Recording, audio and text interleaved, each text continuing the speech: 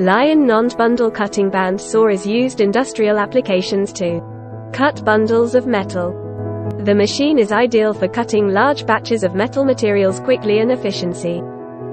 It is used in a wide range such as cutting pipes, rods, and other material that is long and thin. Machine max bundle cutting size 500*600 mm. Machine with double clamp vise and top vise, to guarantee the material is tight when cutting. Machine saw frame design with angle to improve saw blade lifetime. Heavy duty stronger round column machine running stable. When using metal band saw, it is essential to ensure that the blade is sharp and in good condition. Operator adjusts the speed and pressure controls of the saw to make cuts through the entire bundle. The saw is designed to make accurate and efficient cuts through large volumes of metal materials, making it an essential tool in the manufacturing and fabrication industries. Welcome, contact Lion Nord directly.